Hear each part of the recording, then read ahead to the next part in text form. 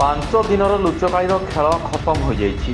ଚଳିତ ମାସ 20 ତାରିଖ ଅପରାହ୍ନ 3ଟା ସମୟରେ ଗଁଦିଆ ଥାନା ଅନ୍ତର୍ଗତ ରାଇତଳା ଗାଁର ଅକ୍ଷୟ ନାୟକଙ୍କ ପୁଅ ଗଣେଶ ନାୟକ ନିଜର ମା ଟିକିଲି ନାୟକଙ୍କୁ ମଦ ପିଇବାକୁ ଟଙ୍କା ମାଗି ବିଫଳ ହେବାରୁ ଏକ ତେଲେଙ୍ଗା କାତିରେ ମାଙ୍କ ମୁଣ୍ଡକୁ ହାଣିବା ସହିତ ଏକ ପଥର ଖଣ୍ଡରେ ଛାତି କଚି ଦେଇଥିଲା।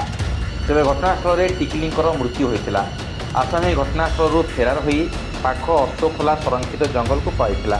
ତାକୁ ଧରିବା ପାଇଁ ଗଁଦିଆ ପୋଲିସ ଓ ଷଡ଼ଙ୍ଗୀ ରେଞ୍ଜ ଅଧୀନ ବନ କର୍ମଚାରୀ ମିଳିତ ଭାବେ ଚଢ଼ଉ କରିଥିଲେ। ତଥାପି ମଧ୍ୟ ତାର କୌଣସି ପତା ମାରିନଥିଲା। ବିଶେଷ ସୂତ୍ରରୁ ପୋଲିସ ଜାଣିବାକୁ ପାଇଲା ହତ୍ୟାକାରୀ ସୋରିସିଆ ପଦା ଜଙ୍ଗଲରେ ଲୁଚି ରହିଛି। ତେବେ 5 ଦିନର ଲୁଚକାଳି ଖେଳ ପରେ ଆଜି ଭୋର ସମୟରେ ତାକୁ ପୋଲିସ କାବୁ କରିଥିଲା। କେସ୍ ନମ୍ବର 250ରେ ଏକ ହତ୍ୟା ମାମଲା ତାର ନାଁରେ ରୁଜୁ କରାଯାଇଛି। ତେବେ ଶ୍ରୀରାମଚନ୍ଦ୍ରପୁର ଗୋଷ୍ଠୀ ସ୍ୱାସ୍ଥ୍ୟ କେନ୍ଦ୍ରରେ ପ୍ରାଥମିକ ଡାକ୍ତରୀ ମାଇନା କରାଯାଇ କୋର୍ଟ ଚାଲାଣ କରିଛନ୍ତି ଗଁଦିଆ ଥାନା ଅଧିକାରୀ।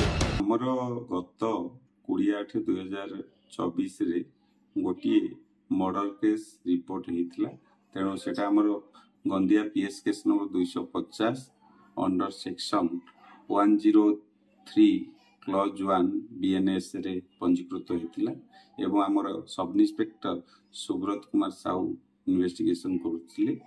ଆମେ ସେଇ ଦିନ ଠାରୁ ସେ କେସ୍ ମର୍ଡର କରିବା ପରଠାରୁ ଆସାମୀ ଯେ କି ଗଣେଶ୍ୱର ନାୟକ ସେଠୁ ଆବସଣ୍ଡର କରିଯାଇଥିଲେ। ସେ ତାଙ୍କ ମା ଟିକିଲି ନାୟକକୁ ମର୍ଡର ଅତି ନିର୍ମମ ଭାବରେ ମର୍ଡର କରିଥିଲେ। ସେଇ ଦିନ ଠାରୁ ସେ ଆକ୍ୟୁଜ୍ ମୋବାଇଲ ଫୋନ୍ ୟୁଜ୍ କରୁନଥିଲେ। ତେଣୁ ଆମେ ତାକୁ ଧରିବାକୁ ବହୁତ ପ୍ରୋବ୍ଲେମ୍ ଫେସ୍ କଲୁ ଏବଂ ଆମ SP ସାର୍ଙ୍କର ନିର୍ଦ୍ଦେଶ କ୍ରମେ ଆମେ 2ଟା ଟିମ୍ ଫର୍ମେସନ୍ ହେଇଥିଲୁ। ତାଙ୍କୁ ସେ ଜଙ୍ଗଲ ପାଖାପାଖି ଭିଲେଜ ସବୁ ସର୍ଚ୍ଚ କଲା ପରେ ଆମେ ଆଜି ଧରିବାରେ ସକ୍ଷମ ହେଇଛୁ ଏବଂ ଆଜି ତାକୁ କୋର୍ଟ ଫରୱାର୍ଡ କରିଛୁ। ଢେଙ୍କାନାଳରୁ ପୂର୍ଣ୍ଣଚନ୍ଦ୍ର ସାହୁଙ୍କ ରିପୋର୍ଟ, ଦୁର୍ନୀତି ଲାଇଭ୍।